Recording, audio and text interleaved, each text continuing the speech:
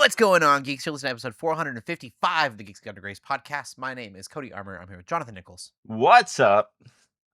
This week, we're geeking out about the good and the bad of Sony, Cyberpunk, and our thoughts on The Last Airbender, because we have many of them.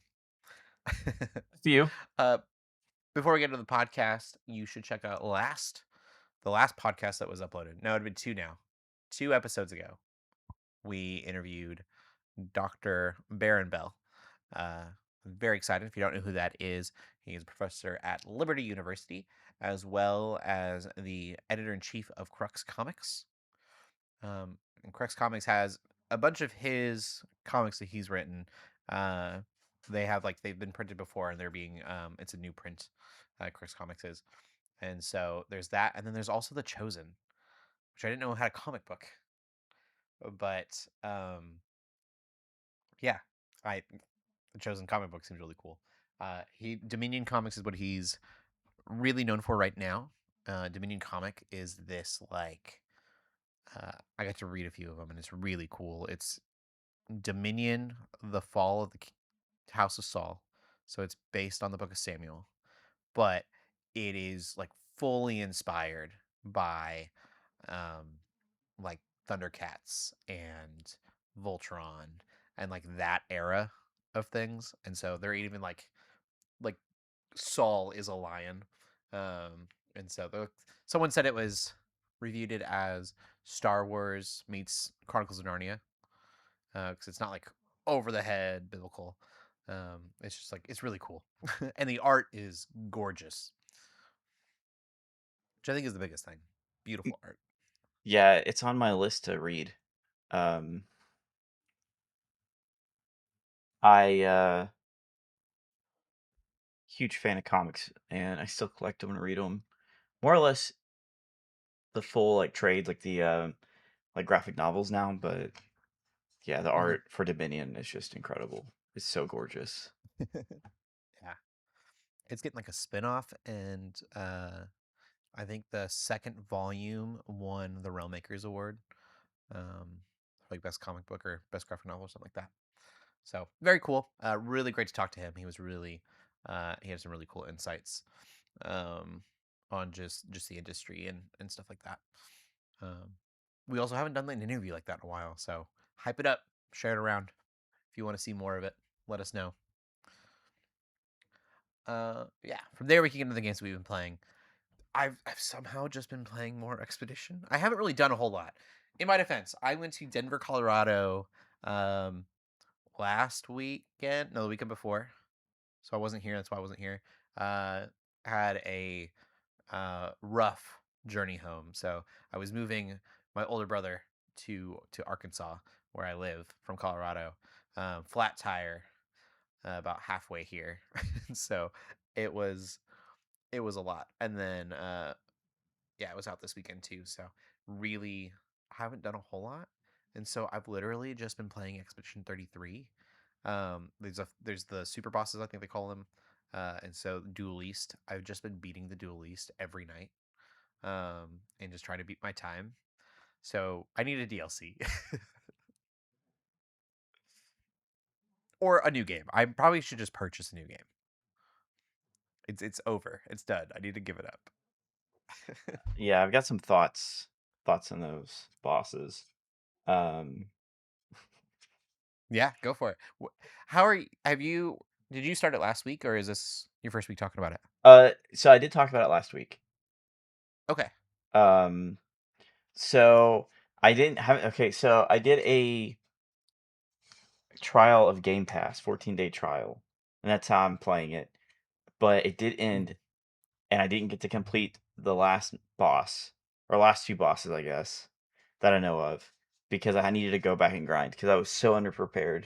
I thought I was overprepared, Oh, wow. and then I got to the creation, Uh-huh. and it just curb stomped me repeatedly.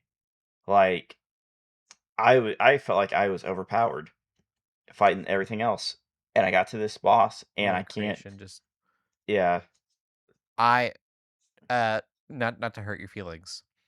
It's not a boss. It's just a well, it's whatever it is. It's a boss to me, and So, did you ever do anything in the Endless Tower? I don't think you probably got that far. Oh, I tried. Okay. Did you go to any of the paintings in the Endless Mm. Tower? Mhm. Okay, those are the super bosses. The three paintings. Yeah, I didn't know anything about the endless tower. I was just trying to figure out how to level up. So I started the one painting that's like the tiers, and it's like, oh, you can do this challenge at this level or whatever. Yeah, yeah. And the first several of those was like, oh, this is easy. And then I started having a little bit more trouble, and I was like, you know what, I'm gonna go Oof. see what else is here. And then I went and found the three paintings, and I was like, cool, I'll try the dual east. And I got into it, and immediately just died. Like it hit me Yeah. I think it hit me for 20,000 damage or something like that, and I'm like, "What?" And so I can't remember, it may have been Verso. I chained together this series of combos, and it was like 45,000 damage, and the health bar didn't move. And I'm like, "Oh, no," and I just abandoned the fight after that. I was like, "This is not gonna happen, it's not gonna do anything." So, the abandoned fight didn't happen. Like they didn't have that option until the DLC came out. Very frustrating. Was really glad they implemented that. But that boss I beat. I think 12 minutes is my time, and I think I can get faster. Um, but that damage that I showed you, sent a picture of the other day. Yeah. that was me fighting. It was like 93,000,000 or something like that. Yeah. That was one hit. So I also don't know if I'm 100% building the characters right. I just went in blind and was just trying to Mhm. understand the systems. And I think that's part of my problem too. Is now I'm hitting the point where I'm not entirely sure that I built my characters out the best. But so I'm looking up guides how to respec them. What is your team? Uh, is it? I have CL, Verso, and Mael. That's my Okay, team. that's a good team. Yeah. I do. So I was Verso, Lune, Mael. For the Duelist, I'm actually just doing Verso and Mael, because I don't want to spoil anything. Um, because you need to. But no, CL is great as like if you make her really support heavy. CL. Yeah. Yeah, I have her set up where she does a lot of damage too. And what was I fighting? There was something I was fighting, and her I think it was her, was it the midnight attacks? Is that what it's called? Um Mhm. it was healing it, and I didn't Oh know wow, that. And I chained together a combo and it did like 20 or 30,000 damage. And usually that's like a good chunk of health. And it just healed all the damage I'd done to it before. And I was so mad. So that's frustrating. it Yeah. ended up destroying me because I couldn't attack with her because that's the basically made her a glass cannon build with those abilities, and I couldn't even use her on her turn because it would just keep healing him, and because all my attacks did that damage. So I didn't think that out very well. We're getting really into the weeds in this podcast. For people who are like, what are they talking about? But she had a gradient move that like debuffed characters, and so I would use that, and then I would use her turn, to basically like there was a turn that I would buff up my L, and then her second turn I would just make my L's turn because you can take her turn and turn it into my L's or whoever's. Mm.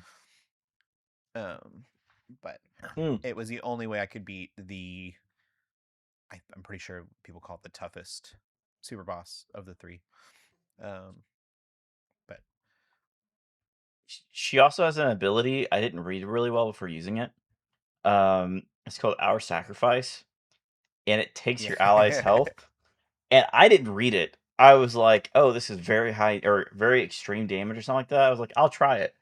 And so I'm in a boss and I use it, and it does almost kill the boss in one hit. The problem is it just immediately killed my teammates. whoops. So, oops. I actually think No, it's great. So, did you like the game? What you got to play? Did you get past? You didn't get past Act 3, or you yeah, didn't get so into. I haven't beat the creation yet. And so my Game Pass trial ended. I will be getting Game Pass again to finish it. Um, Okay. but I like it. I mean, I think it's a solid 9 out of 10. I think it's a messy 9 out of 10 because there's a lot of bugs still. And Yeah. that's and it's like the voice acting is top notch. The story is really good, but I just feel like it got There's a some lot choppy of stuff that happens. yeah, there's like weird there's like animations where it feels like it was never meant to be turn-based. So like the enemies will get tired and just lay down in front of you. And it's like it feels like you should be able just to hit them. But then like it'll hard cut and then they'll teleport back to their position for your turn. It's just really strange stuff like that. I was noticing and it's like, man, I feel like this was meant to be like a almost like Dark Souls, like a Souls game. And then they I would have been upset if it was. yeah, it's strange because it kind of feels Yeah. like there's certain things that feel like that's what it was meant to be, and then they didn't follow through with it and they changed it. And there's some other stuff I was noticing. It kept pulling me out of it. And I'm like, it's a good game, it's an indie team, but I don't feel like if it was a AAA studio, they would have gotten a pass for some of the stuff. Yeah. Their eyes kind of do whatever they want sometimes.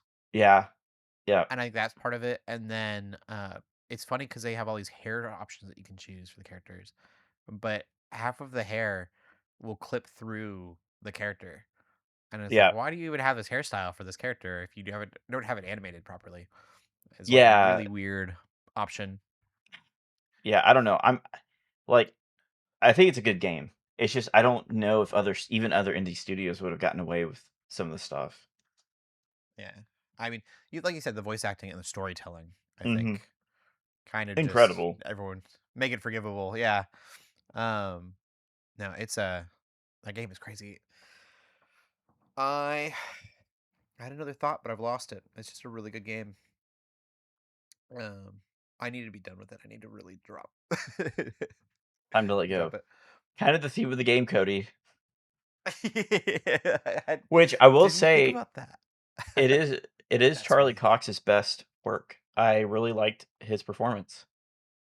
Yeah, it's really funny because he will credit it to the motion capture person. He goes, "It wasn't me." Yeah. It's crazy. And it's like, "Well, you were the voice." He's like, "No." So crazy. It's good though. Yeah, I Really almost wonder if impressive. maybe the motion capture person did voice, and then that Charlie Cox just voiced over, Maybe. and that's why he's like, "I'm just copying this guy." I don't know. I don't know the process of it, but um, I think you need to finish the game. That's what I was gonna say. You need to finish the game. This isn't it, and then you need to try Simon at the very least. Once you've beaten Simon, everything else is kind of fluff. You'll have to find Simon. Yeah, I feel like I'm missing like the other thing my other pet peeve in the game is when you go because you got the hub world, that's like the continent, and then you go to these little levels. I wish there was Hmm. a mini map because I find myself at one point just not wanting to explore and just trying to get to the objective because I was getting so frustrated with accidentally backtracking. And Yeah, so I think I it was honestly on purpose. They decided against it. I know I was looking for mods and everything because I feel like I'm missing bosses and stuff that I'm Hmm. just walking right past, but I'm just not finding them. So I Yeah, don't know. there's some weird spots in there. Like this game's about exploration, and like they didn't want to do a world map so you'd explore. But then there's like stuff that you should be able to get to that you can't, and I was like, why? You can't make a game about exploration and then not let you explore Mm, the things that look really cool.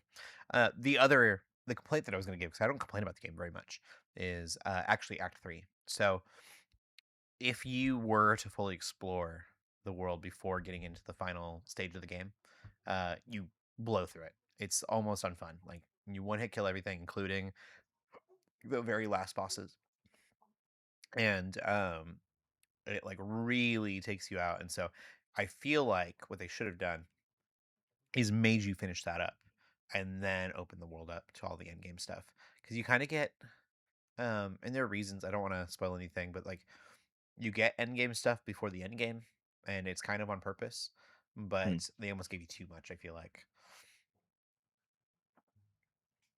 you could play that game forever and not beat it because there's so much more to do before getting which to the end spot. which is a cool. I mean, it's a cool design. Yeah. But all right, we talked about a lot. Have you been playing anything else this week?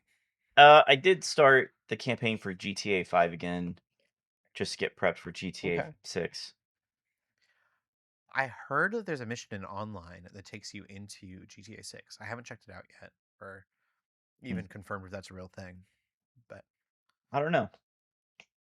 I don't have a character really worth sending over. And I don't know how that all works. Oh yeah. It's supposed to be like a send off thing. I don't know. It seems too early to be a send off thing. I'll have to look at it a little bit more, but I've never played the Hmm. campaign in GTA 5.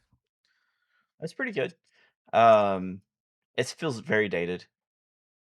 I mean, it Yeah. feels um the gameplay mechanics are very dated, especially after playing Red Dead 2, Oh, and yeah. then it's like I don't know. It can be I keep rough. seeing all these rumors that GTA 6 is going to be like hyper realistic like Red Dead and really slow paced like Red Dead. And I could not imagine Grand Theft Auto being slow paced. Yeah, I think it's gonna be a mix. I don't think it's gonna be as so I think it'll still have humor, but I have a feeling the story itself is gonna be more in line with Red Dead. I think it's gonna be a lot more serious than Okay. people are anticipating. I could see that. That's kind of how Hollywood's gone is like Yeah. every show's a comedy or every movie's a comedy and then it's like it can have a serious plot, but then it's funny throughout. Yeah, I think it's gonna be a lot more in line with Red Dead 2. It kind of feels like they had a big reset studio-wise after GTA 5 because a lot of like the games felt arcadey, like they had a lot of detail, but they felt arcadey. And then you get to Red Dead 2 and it felt more like a sim. Like everything has got a mechanic. Yeah. And if sometimes surface level, but sometimes fairly deep. And so I kind of from because the leaked gameplay when Rockstar had that big hack a few years ago, all the game leaked gameplay reminded me of like Red Dead, and in a good way. And honestly, I'm cool with it. I really like Red Dead. I hope they have a really good story. Um, I absolutely adored Red Dead Redemption 2's story, and I would love for Grand Theft Auto to kind of be mature in a way, but also not lose its identity entirely. Yeah, for sure. I still want a Cyberpunk from them. Some kind of Cyberpunk game. Make that Yeah. arcadey. That would be cool. But this game's gonna be massive, so I assume we're not gonna see another game from them for a bit after GTA 6. Oh, I think they could probably retire. Yeah, everyone's gonna go on vacation. They'll do online. They'll do online for like 5 years. Yeah, which they haven't even talked about anything online related for GTA 6. Yeah, I don't think we'll get it at launch. No, I don't think so either. I think it'll be 6 months afterwards. Yeah, it sounds good. Right, align with that. All right, we'll get into the gaming news. Um, you know more about the first one than I do, so I want to let you take that one, and then I can talk a little bit about the second one. Um, so yeah, go for it. You got the Xbox stuff. Yeah, I mean, basically, unionized Xbox workers are demanding layoff protection because there are rumors that Microsoft is about to start making cuts. Um, and, I think basically, uh, to sum up what's been going on is Microsoft and Xbox is looking at the IP and they're like, okay, we've been failing for over 10 years. And so they are looking at every studio and every piece of Xbox, the brand itself, and seeing what they can trim.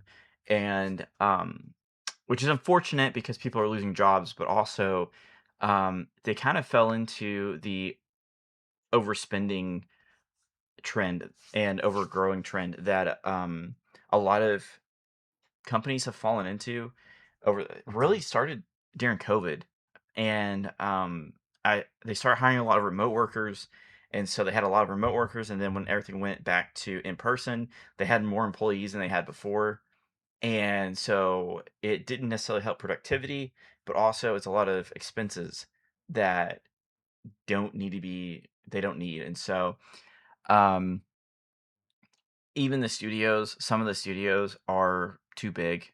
Because there's a point of diminishing returns where it's like you have too many people working on a project, it actually slows down progress. And it seems like Yeah. the new Too many CEO cooks of in the kitchen. yeah, exactly. And it seems like the new CEO, Xbox, Asha Sharma, and I'm trying to see the article list the Microsoft CEO. Because I can't remember her name off the top of my head, but it seems like they have discovered that after doing internal investigations that they are overspending in a lot of areas, including studios, and so unfortunately, there looks like there could be some studio cuts. It seems to be less like shutting down studios and more of shaving down the teams as of right now. Hmm. It looks like across Xbox, they're estimating around 3,500. Um, sorry, um, correction. It was last year they laid off 9,000 staff around this time last year alone, and then 3,500 workers actually formed unions since 2022, and there's not a set number on how many they expect to let go, but they're clearly the 3,500 is concerned. Hmm. Wow. Yeah, I do wonder. Like, I think people should go with what they're owed and things like that. But I do wonder what the impact will have on Microsoft um, to have these protections in place. And like getting paid for being laid off and stuff like that. Um, Probably wasn't stuff that Microsoft was actually like expecting. Um, and so I'm curious what the impact will be. Yeah, I don't know. I mean, it could be for the better in the long run, Mhm. in the sake of trimming down game studios. It may help development time. It may not. It may make it worse. But I don't know. I did read that Microsoft is slowing down on the development of Copilot AI, and Okay. so I don't know. I don't know if they'll be leaning into trying to slim the teams and then rely on AI, or if they're slimming the Oh teams. no. Yeah. So I don't know. I did read that they were trying to slow down with the Copilot development. I actually Mhm. read that they may make it a paid service. Okay. So to even use it on your PC, because I did hear they are removing it from Xbox, and then potentially it won't be default on personal PCs unless you pay a subscription. Okay. I mean, they've got to figure out a So way to make yeah, AI is expensive. yeah, And we're taking very it for free, expensive. and it's like, yeah, all these companies losing money. It's weird. AI is such a strange thing. Well, we'll just have AI write all our scripts and video game scripts, Sure. and yeah, do all the gameplay. I don't know. It'd be great. I would say unlike PlayStation, but PlayStation's playing with AI too. So Yep. I forgot about that PlayStation AI podcast about the games you're playing thing we talked about a while back. It's So like weird. roasting you. Yeah. um. So there's a rumor going around. IGN's kind of, I think, possibly reaching a little bit here. But the CEO and president of Sony Interactive Entertainment said that right now the PlayStation equals the living room, and he wants to change that. And so, um, however, in recent years, more users globally have been using personal monitors in response. We are selling peripherals such as monitors and speakers to break away from the fixed perception that PlayStation equals the living room and to broaden usage scenarios. Uh, For the next generation platform, rather than simply serving as an alternative to PCs, we aim to deliver value that is unique to PlayStation. This includes not only technological advancements, but also an expansion of usage styles, enabling a seamless experience that can be enjoyed naturally beyond the living room. Uh, and so the writer and IGN are like, oh, it's going to be a Switch like.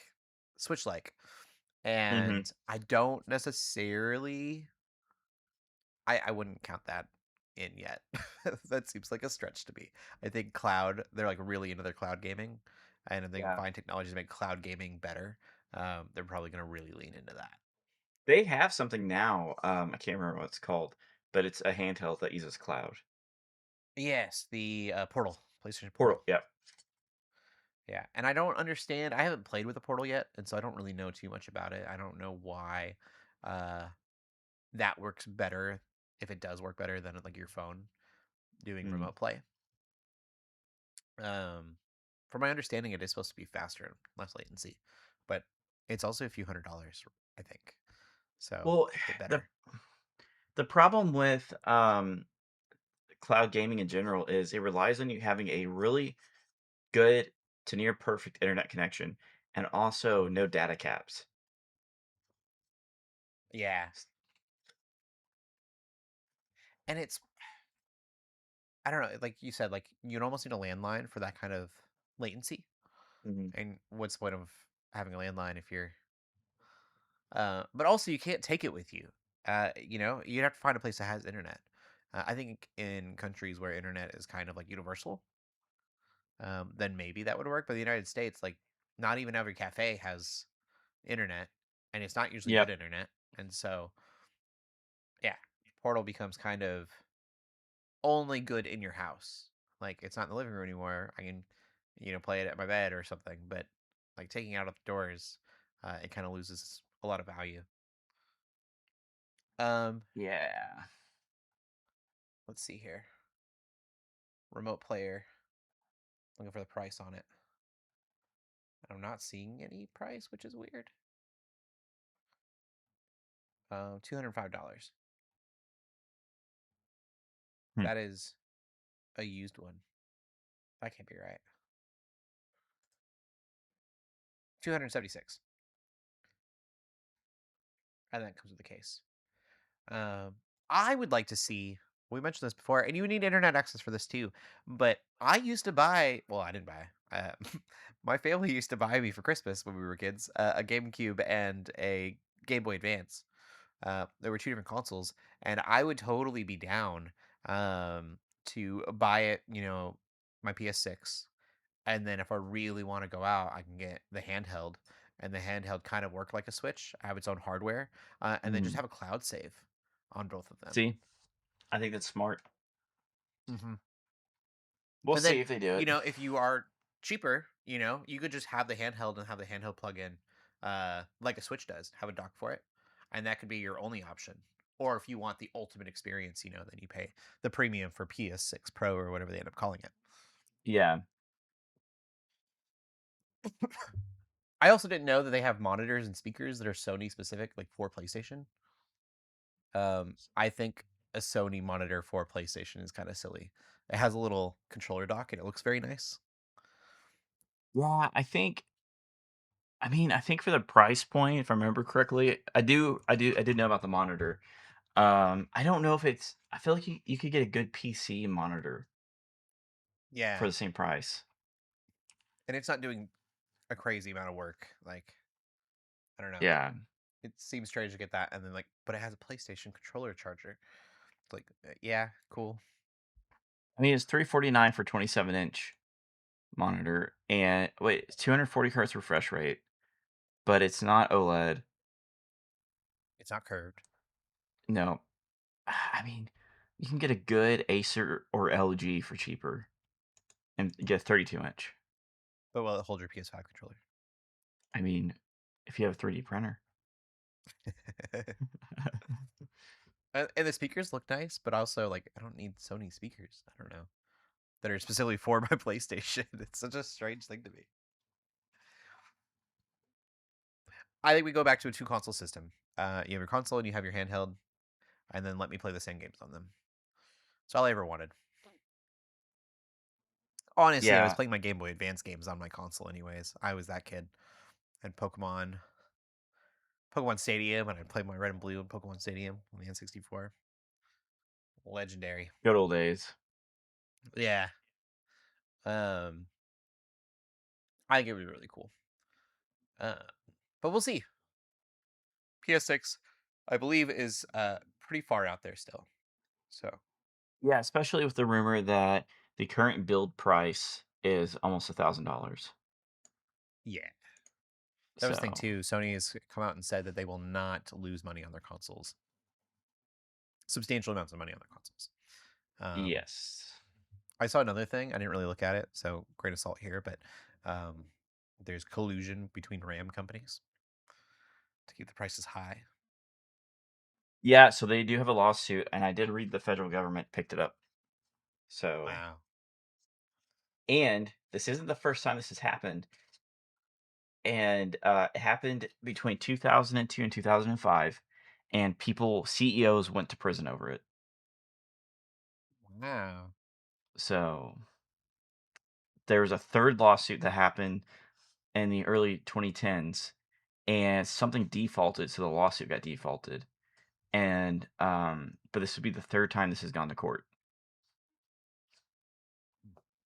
So yeah. I don't know. We're gonna talk about Sony in a little bit. We're talking about some cool things Sony can do.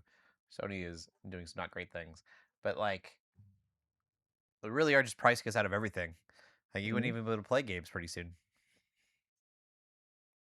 Yeah, which is crazy to me because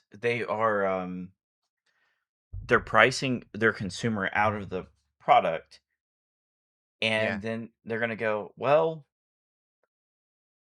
what are we gonna like? I don't know. How do you sell a product that people can't afford and just I don't know, pride yourself in the price of it too? Like I don't know. It's so crazy to me. Like so many things you can say about it. I, I don't know. I I don't know the commentary on it. I would be curious if there is some kind of push towards mobile from tech companies. It's like computers are for the hyper wealthy, and we all need to be on our phones and stick to the phones where the ads are. I don't know. I'm curious. I That don't could be a know. reach. I'm not sure. That's something I've I never looked into, but I have heard similar sentiments where basically um they were like they want people to rent computers like all the computing will be mm, cloud based. And so that's what they want in the future. But I've never heard anyone say that, and I think that's just people kind of coping with the current issues. So yeah. I mean, yeah, that does make sense. Like the overall conversation is that like people should like the more a company can get you to not own your stuff, the more money they can make. yeah, So we see that all the time. I think it's a good segue for that movie news if you want to get start there. Oh wait, we gotta talk about yeah. the movies we watched. No, Oh yeah, I didn't watch any movies. Did you watch any movies? You watch Toy Story I 5? started one.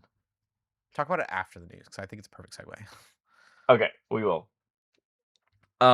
Yeah. So um, unfortunately, with the talking about digital and streaming, um, you don't own anything if you buy a digital copy of it. And And we finally have proof. yeah, so basically, PlayStation is deleting over 550 movie titles owned by PlayStation users. So if you bought a digital copy of a movie on PlayStation, you do not own it. And they have um, licenses to sell you the ability to stream it. And Mm, so the moment that license ends for them, they can deny you access to that product, which also translates to games. yeah. So they could just delist a game that's in your library and you can no longer play it. So yeah, buy physical media. Yeah, Yeah. it's So such a wild concept to me that like someone paid money for a movie and they're like, I'm gonna own this movie on PlayStation forever. And that was probably their sentiment when they bought it. They were yeah. really excited to have that movie. Probably really excited to have it on PlayStation for some reason.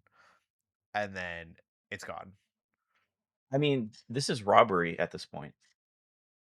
Yeah, So um, because you probably didn't pay a discount for that movie license to nope. stream. You probably paid the exact same price you would have for a hard copy. Yep. Yep. Uh, Which yeah, and they're I not small mean, movies either. Like some of these no, movie titles are like Terminator 2, Apocalypse Now. Evil Dead.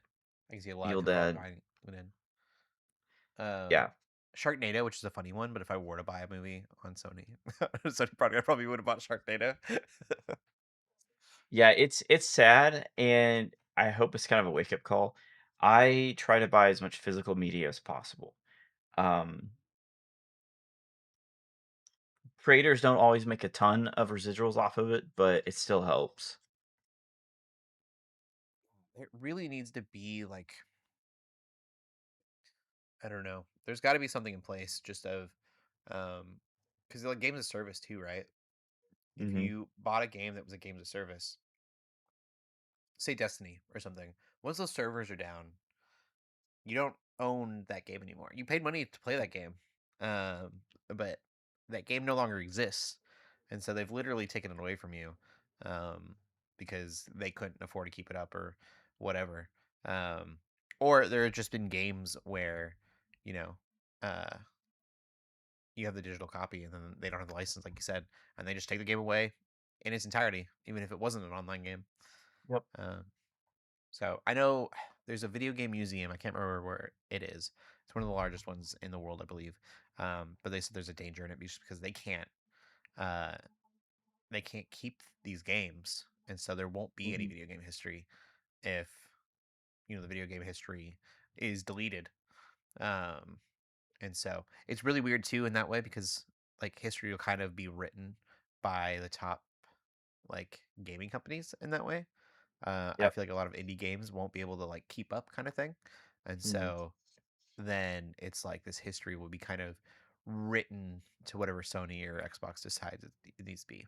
Which I know that's a weird thing to think about, but Well, it's interesting too because like, a lot of indie games do do, launch digital because they don't have the overhead cost of printing discs, sourcing discs, printing discs, sourcing the cases, sourcing cover art. And so, a lot of indie games can be sold cheaper because they don't have those overhead costs.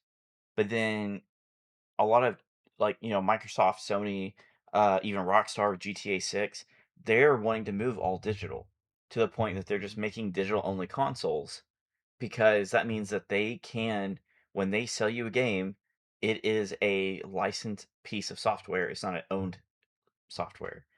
And so that allows them to control if you're pirating, and which it's got some ethical debates there. But when stuff like this Mhm. happens, you know, it starts making people question. Um, because anyway, so I don't know. I just feel like at this point, um, I understand like there are some games like GTA 6. I don't know if it would fit on discs, and I actually think it would be more expensive to try to fit it because the physical copy that you buy and you pre-order is coming with no disc and a code, a piece of paper. So you're getting, but the problem is Red Dead 2 on Xbox One had multiple discs. I don't know if they physically could fit GTA 6 if it's because I think it's gonna be over 300 gigabytes, and Yeah. you would have to have multiple discs of Blu-ray, and I forgot which Blu-ray type it is, but I think it caps off at 150 gigabytes. So if it's over 300 gigabytes, you're looking at 3 discs just to install the game, and so that means you have extra expenses. Right. So I You could actually use a think chip though. could. You could use. They don't have to be discs necessarily. If they are cartridges of some kind, Yeah. would be. I mean, you can do a terabyte on a cartridge. So um, that is another good point that maybe it's time to move past discs and into some other medium. Yeah, So something physical. Because something physical. for those listening, like the highest level of pessimism, in just like a worst case scenario is Rockstar goes, "Hey, we're gonna make Grand Theft Auto 7, but we really need to make sure everyone buys this game." And so everyone that bought GTA 6, they could if they wanted to, and I'm not saying they would do this, but they could be like, "We GTA 6 doesn't exist anymore. Like, Yep. go play GTA 7. You need to buy this game now. We don't actually Yep. have GTA 6 working." I think if memory prices and the technology got cheap enough, I could see them going into a new type of media. Um, some kind of uh read only form that's it would have to be bigger than the like Nintendo Switch cartridges, Mhm. but um I think there's probably something out there if they wanted to. They want to try it. Like Yeah. Microsoft could go, "Hey, we're going to come up instead of doing discs for Xbox, we're going to do this new cartridge." And it can fit up to a terabyte, Yeah. which means you don't have to download the game on your console to take up space. And like for people wonder like you can get micro SD cards that are a terabyte big. I also feel like there was a Nintendo Switch game though recently that did this where it didn't have a cartridge, where it was like it was just the license. I'm sure. So wild to me. Um, there's probably a younger generation that goes, "You guys are being crazy. That's ridiculous." But telling you, we're watching the we're watching the trends over the last few decades, and it is a scary little world.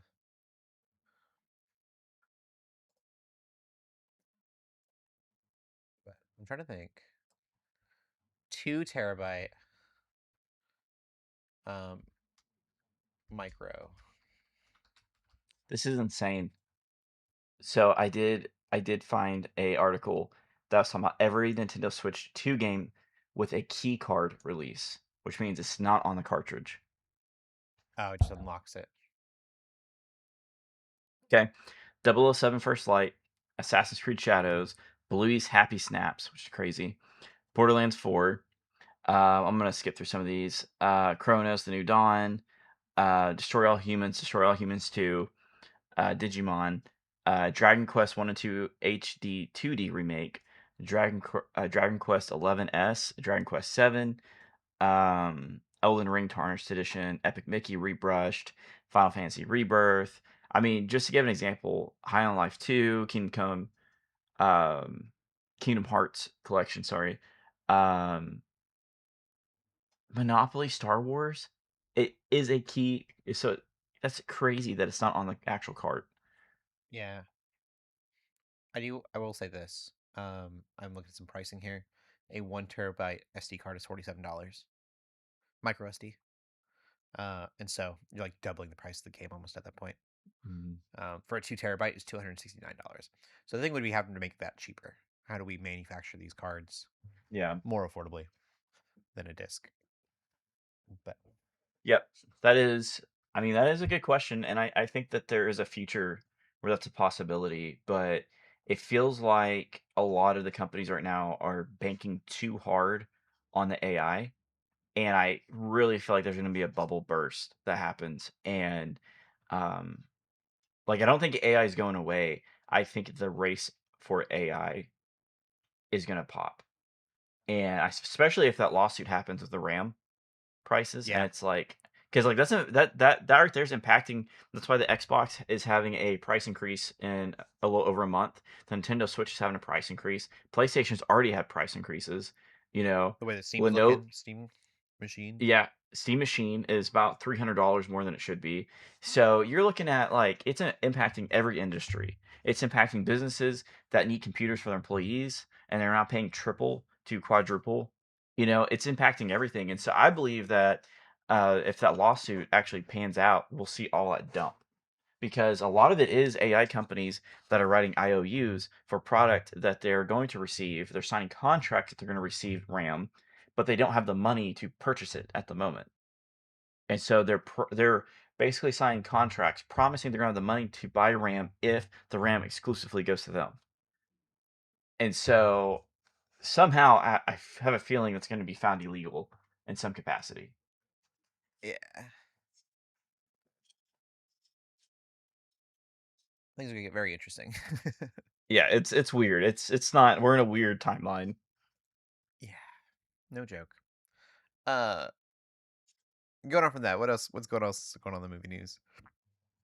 Oh, more flops. So Supergirl's not doing well in the box office. It's I'm not excited doing for well at DC's all. Guardians of the Galaxy. Yeah, I mean, it's made about $68 million globally, which is not great. Um, it's split, so it's about 38 million domestically in the US and about 30 million internationally. Um, it just doesn't seem like it, it just seemed like the marketing for it was marketing it like I don't know, it didn't seem like there's a lot of marketing for it, and then it seems like the marketing didn't really do justice. Um, and so according to Deadline, they estimate that it has a budget between 170 million to 186 million before marketing. That's a very expensive Wow. movie before marketing. I think that's Yeah, more like than I don't Superman. know anything about this movie except the Lobo's in it. I don't know what's going on. She's just sad, and then I assume will not be sad by the end of the movie. That's all I know I for the trailers. I've heard all the performances are good. I have heard so some of the reviews said there's a lot of weird editing choices, like weird choices as in maybe last minute cuts by the studio. Okay. Like maybe like Warner Brothers put in notes and then made some just weird choices. I don't know. I coming from Superman and then some of the other successes, it seems really weird that they I don't know. I don't know. Maybe it just wasn't the story wasn't a good pick. It could be the timing. A lot of people don't know Supergirl or they're not familiar with this version, and so maybe the marketing turned them away. Yeah, I But really feel like that they really should have pushed out the marketing a lot more yeah, because the kind of what happened with Guardians of the Galaxy is we knew nothing about it, but um, it became such a hit because it was like the trailers were great for Guardians of the Galaxy. I yeah, remember being like, I don't know anything about this, but I gotta check it out. That looks hilarious. yeah. I mean, the audience score is pretty good. It's like a 50 something on Rotten Tomatoes and 70 something in for the audience score. And I mean that's pretty good rating. Yeah. Honestly, it's on par with some of Zack Snyder's movies. Okay. Um, Also, this out there, people are like, why you keep calling like why do you am I reflecting to Guardians of the Galaxy? It's James Gunn and it's a space adventure yeah. and it's funny, and so I'm gonna make that connection. Yeah, I mean all the Guardians of the Galaxy movies have really high critic ratings. I was trying to look at some maybe comparable Marvel movies. Um, but I mean even Iron Man 3's got a 79% critic score. Wow. So I don't like the movie. I was so mad at that movie. Wasted potential. Yeah, I don't know. I feel like people will probably come around to this movie and really enjoy it. I've spoken to maybe 3 or 4 people this last week or over the weekend that watched it. A Mhm. couple on opening night, and they said the audience loved it. Like people were laughing out loud. People were cheering. So I don't know. It's has issues, but I don't know if it's as bad as the critics are saying. Okay. I'm excited to see it still, and I'm really hoping. I've seen sentiment of like how many failed movies does James gonna have to have before they reboot it again, and I'm like, no, like this is what you need to do is you need to have bad movies every once in a while to get to like where you're going.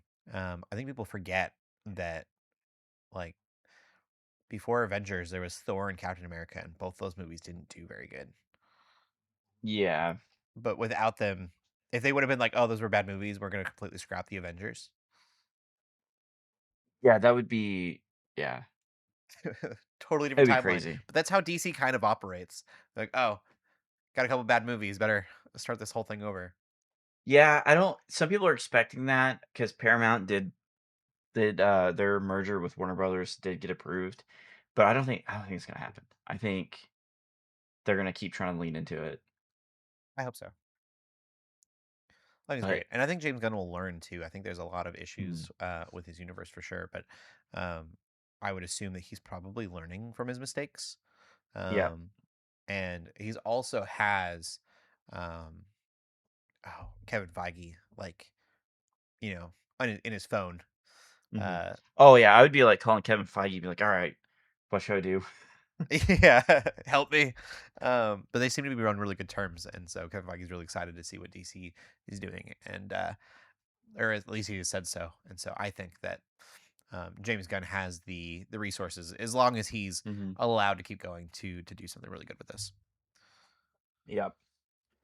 Um, but yeah, that is it for the movie news. We had one that um, I just as I was rereading the article to transition, I realized it's actually a TV show. So Oh, okay, all yeah, right, so how funny. that is it for the movie news.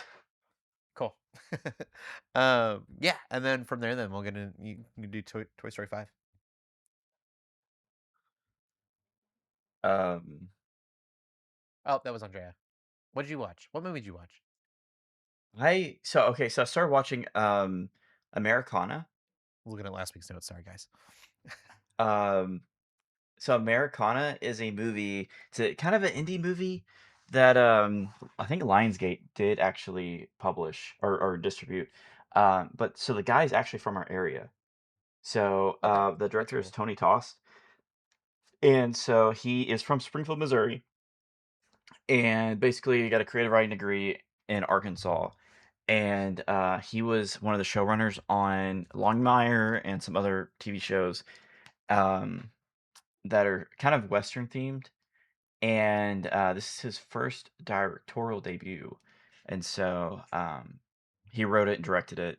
It's got Sydney Sweeney and Hosley, and then Stingray from Cobra Kai. I can't think of the actor's name, but Okay, I don't I'm really I'm know who about that is, halfway but through it. I had to stop, but I plan on picking up right after the podcast.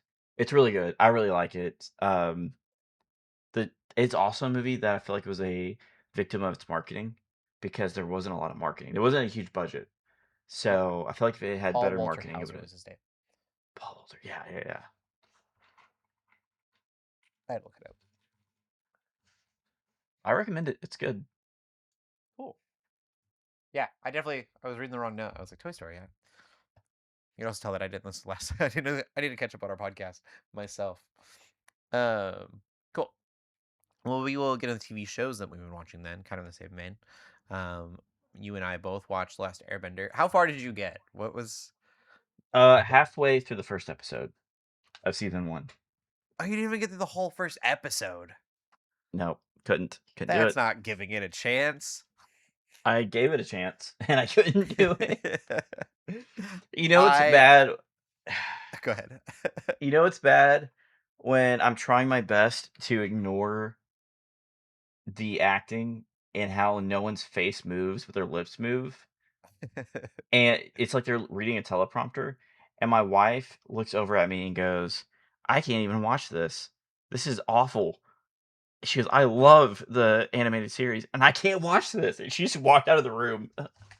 So you need to go watch the movie again, live action movie. What movie? They made a movie? um, it's like a fan movie that made it to theater somehow. You can't Okay, even call it a okay. fan movie, really. That's rude to fans. A fan movie would make a better movie than that movie did. That was the whole problem. What was the director's name? M. Night Shyamalan. Yeah, he did not like Avatar: Last Airbender. It's a huge mismatch too. He's a Yeah, horror director.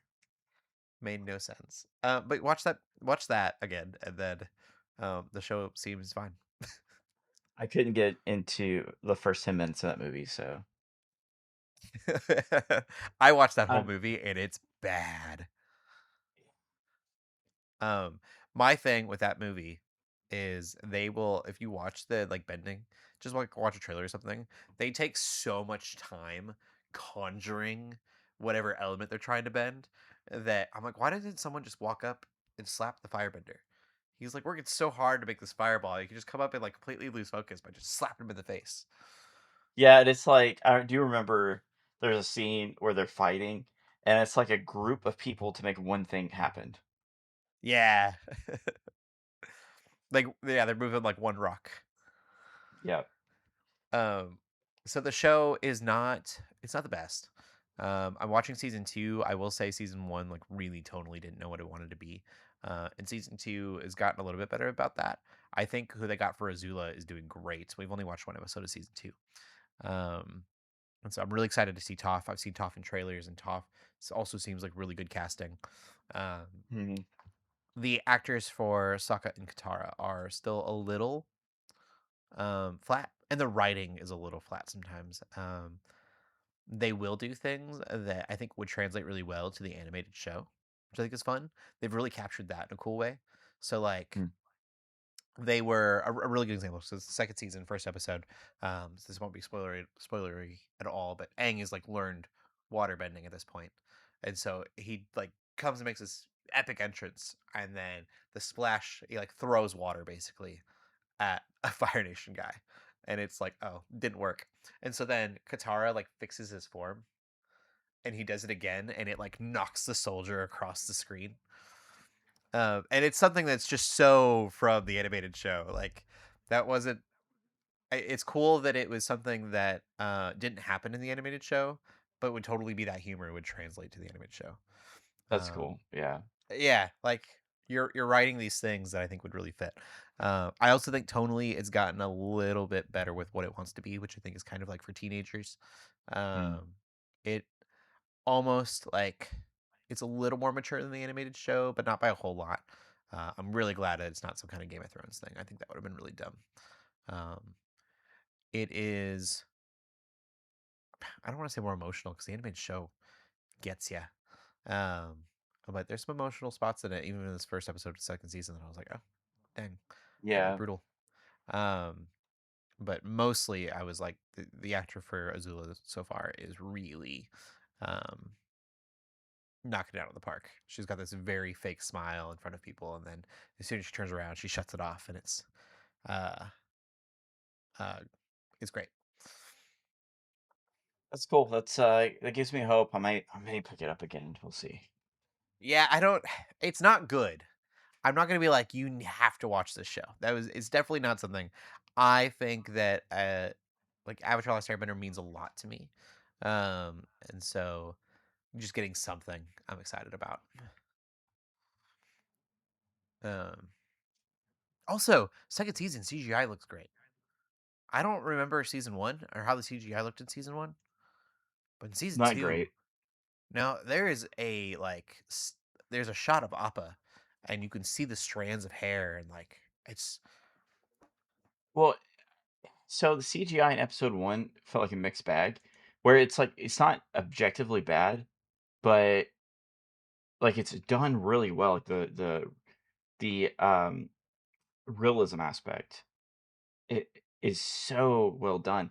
The problem was it was a little uncanny. It was like the animations felt a little too rubbery.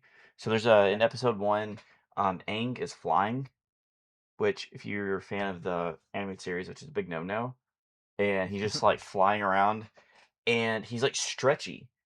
And that was something like even my wife pointed out was like there's a moment he turns and his torso elongates a little bit. It was like Oh really weird. weird. But the actual quality, it was hyper realistic. Like the overall rendering of it. It's Okay, just yeah. I don't know. It was strange. I think I mean again this is season two episode one, and so they're really showing out right on the first episode. They usually do in any show. But yeah, the CGI looked great. They're at Serpent's Pass. To not give too much away, but um, the serpent in Serpent's Pass looks awesome. I was really surprised. It was kind of like Game of Thrones level CGI. Yeah, I was pretty happy with it. But I'm not going to tell everyone that you have to watch this show. It's not.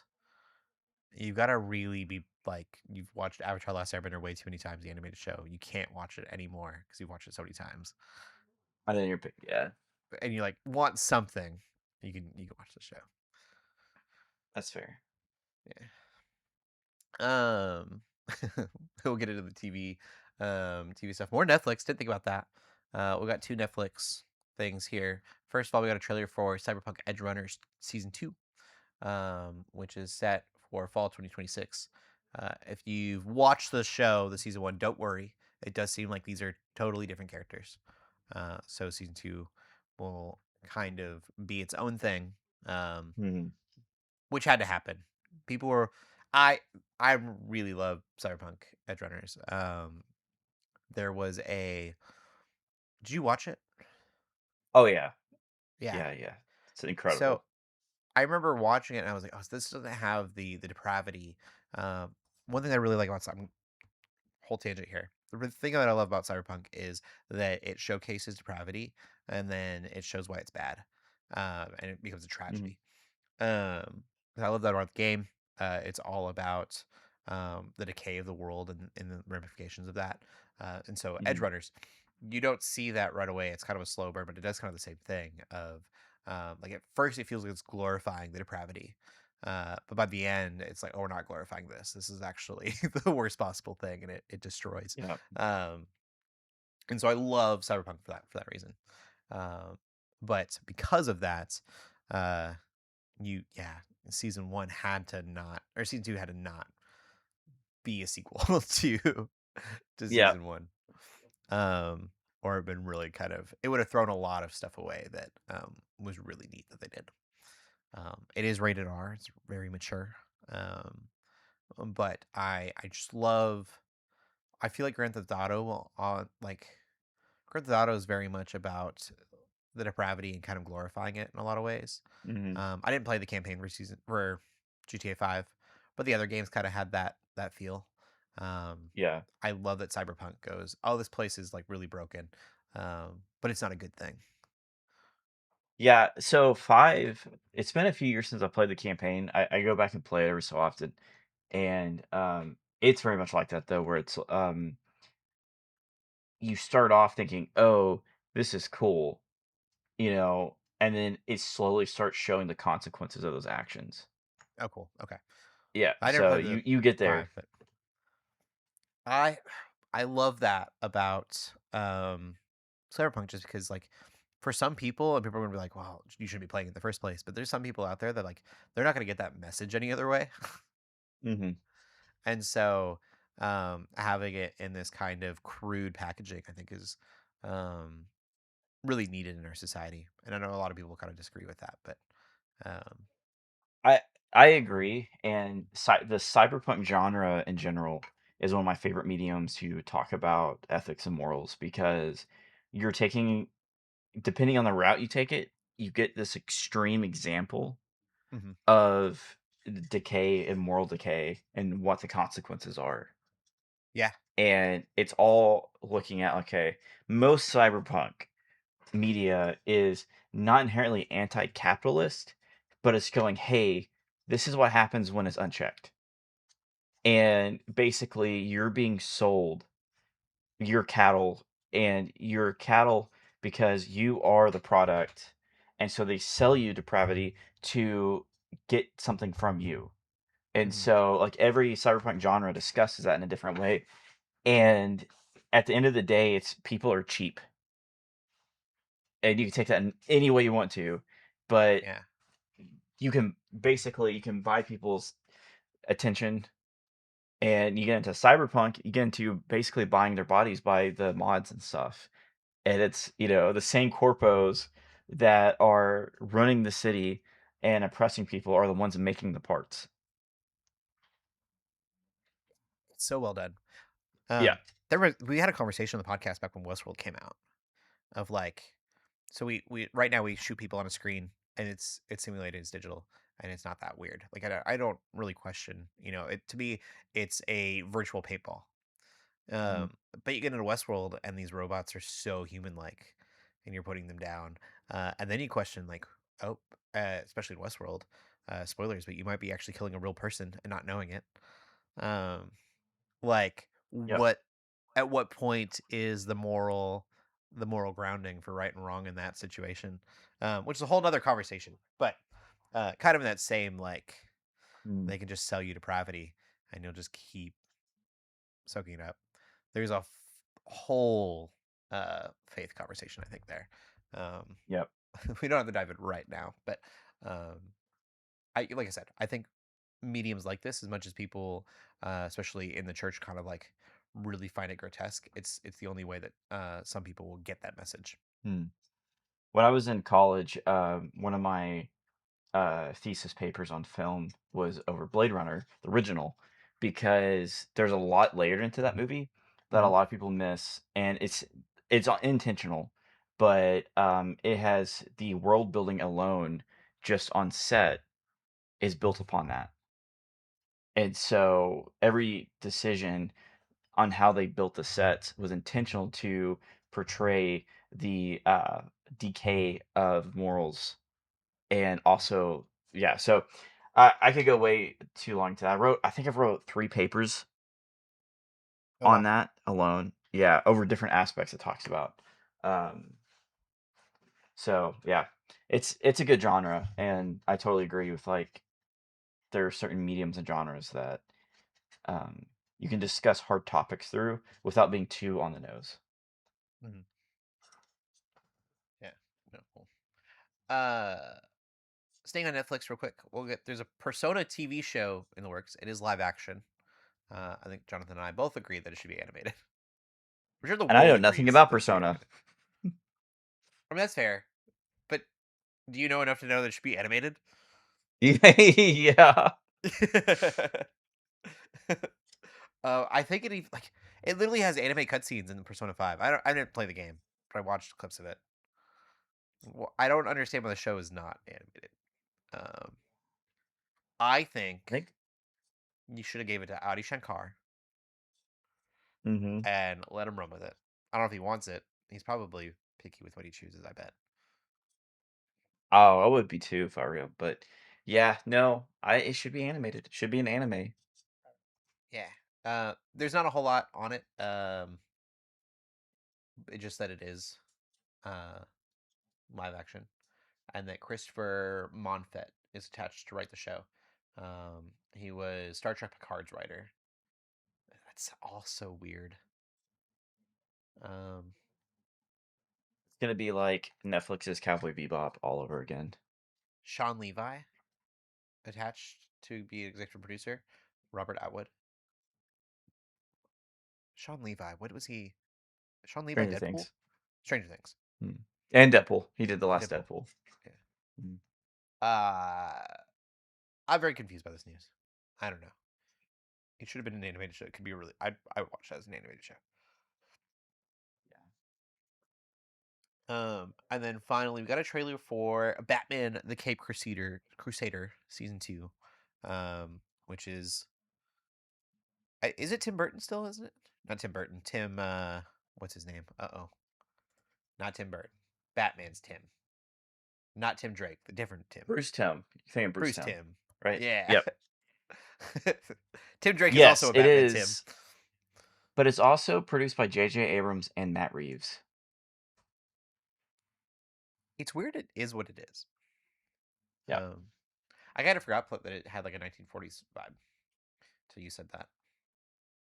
So the problem with Bruce Tim is that he has really good ideas, but I think he's an awful writer, and he tries to be too edgy. And so original team behind the animated series had like Paul Dini, which is he's an incredible writer, and everything Bruce Timm does is way too edgy. So he's got like um very adult oriented graphic novels he's made. And then he did the Batman Harley Quinn animated movie Which that is was the like fever dream of a movie. yeah, technically is canon to the animated series and it shouldn't be. I didn't know that. That's And interesting. yeah, and so It makes no sense. That movie's weird. That movie yeah, feels like Harley Quinn wrote a fanfic of her life. it's exactly what it's like, and it's so frustrating because that's him getting to write on his own and Yeah. no one checking him. And so this is the Cape Crusader to me. It seems just like his writing style. It's good ideas, paper thin story, Mhm. and yeah, someone's gonna be I mad I said that, but the Joker voice is not it. I don't know who's doing the voice of Joker. I'm sorry. I'm sure you're a great voice actor. You do not. And I don't think you're supposed to. I don't think it's supposed to sound like the Joker. I think it's supposed to be its own take. But Mhm. I was like, I I think I totally agree with you when you said it's trying to capture the bottle, magic in the bottle of the Batman animated series. Mhm. I think they really wanted to like bat that home. They should have just made a continuation of the animated series. I would have loved a like continuation, like 10 years in the future, 20 years. Like give me a in between of that and Batman Beyond. Yeah. I would have been really into that, which would have kind of been the opposite of this, right? Like it would have been more of the future. But I could see like Batman being maybe a little bit. He's getting a little bit older. He's not fighting as much. It's more about the detective work. You could still make it very noir. Yeah, it's so a lot of the original writers of the animated series too, I believe they are, um, a lot of them are either retired or have passed away. Mm. Um, and so I don't know if they could capture it. I don't know if they could pull it off either way. Um, I am looking up. So Paul Dini is still active.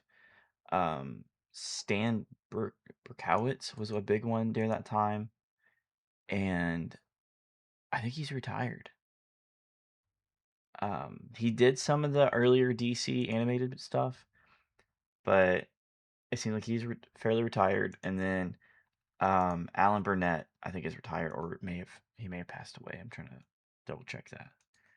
Um, so I don't know if they could capture the lightning in the bottle anyway, even if they wanted to. Yeah, I don't know. Um, that's true. I Yeah, I don't even like the Batman design in this show. Not to be a hater. There's people that really love it.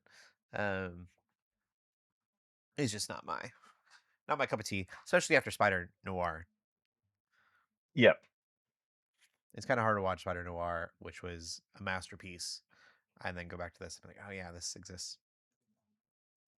They should have. To me, this design needs to evolve. It was kind of cool the first season because he's just getting started, and it's Hmm. supposed to be a callback to the first The old appearance. OG, yeah, But it does evolve in the comics, so to me, it makes sense. I mean, it's almost there. It's like gloves need to be updated, and then his cowl needs to be shorter. updated just a little bit. Yeah, Yeah, just a little. They're close. I I need more Batman Beyond in my life. That's what I really need. I think you give me an animated movie or more TV show or what. I'm gonna get lots of clips of Batman Beyond on TikTok and stuff, and I'm like, this was so good. Such a good concept. Yeah, I think so. Here's a fun point. Season one, Mhm. 94% critic score. Do you want to guess the audience score? Uh, 68. Way too high. 55%. Wow. The I audience, was yeah. thinking 50s, and I was like, that's too low. Yeah, audience did not like the show at all. Weird that like, yeah, that usually doesn't happen. It's usually the other way around. I feel like Mhm. the critics will hate something, and the fans will be like, no, it wasn't that bad. So I'm curious to see if season two has some course correction. They kind of like steer it back Possibly. around. That's been happening a lot in television lately. Mhm. Like we were just talking about that Avatar: The Last Airbender show. I think Witcher did this as well. Uh, Witcher had a really weird first season, and then season two it kind of like understood its tone. Um, Yep. yeah, for better or worse. Some people didn't like that, but season one was all over the place.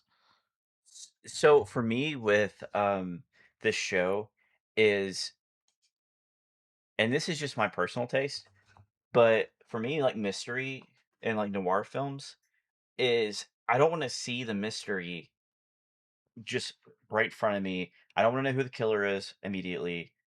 Hmm. Like make him solve the case. And as an audience, there might be some information we know ahead of time, but most of the time I feel like we should be learning it as the main character's learning it and the information is being revealed. Yeah, And so this show multiple times is like, here's the killer, here's how you did it, and all this information. And so then you're just watching Batman stumble through. and it's almost like he's stupid, but it's because he Interesting. doesn't know these things that we know, but we know everything before he Yeah, does. And so then you're waiting 20 minutes for him to figure it out. interesting. Yeah, I think Altered Carbon did that really well. The first season, I agree. Yeah. you're learning with the character. Um, yeah, I didn't think about that. That makes sense. I didn't watch a whole lot of Kid Crusader. I think I only watched an episode, and I was like, I Mm. don't know, I don't. I also, you got to do a lot for me to like a noir too. Um, Spider Noir, I really enjoyed. Ultra Carbon. So it's not that I don't like noirs, but if you um are too slow paced for me, then I get kind of bored with it. And so I Yeah. agree with you. Like, I don't want to know the stuff. I want to know the stuff as he is, but I need him to like be learning things quickly. Like, I love a Yeah. lot of building It blocks. I feel like there's a fine balance, and um a lot of the old noirs were slow burns. Hmm. And I think now, like, to modern standards, that I don't think they hold up as well. Some do, some don't. Um, but I feel like the ones that people remember the most, they they had a faster pace, Hmm. and but they still had that, like, there's a constant discovery of information. Yeah. And so it made things feel interconnected. And then we get to like modern noir, like Seven is a great example where it's like the tension alone of not knowing who the killer is, but only seeing the crime scenes. And you get this constant claustrophobic feeling of the killer could be anyone, and you feel like they're watching the whole time. And that's why that film, like, it's kind of a slow burn as well, but it keeps it moving by the constant tension. Yeah. That makes sense. I don't, not necessarily noir, but it's like the detective, the Knives Out movies do so well. Yep. There's that tension of like the entire time. I think in all three movies. I don't remember the first one as well, but for sure with the other two, like you're like, oh, what is gonna happen? The killers could still be out there, kind of thing, for sure. I'm ashamed to admit I've not watched the other two, and I Oh, love really? the first movie. You Yeah. should. The second one's okay. I think you'd probably enjoy it. The third one, very faith heavy. I think you mentioned that. See, so I will admit there's some things I'm totally not caught up on it. I'm gonna blame my wife because she's in school, Mhm. and so like I don't watch certain things because she wants to watch them, and then we try to catch up when she's on break, and so I feel behind. Yeah, I think the third one, like anyone who's a believer should watch the third one. I think Mm, you'll like really enjoy just the faith commentary on it. It is a little harsh.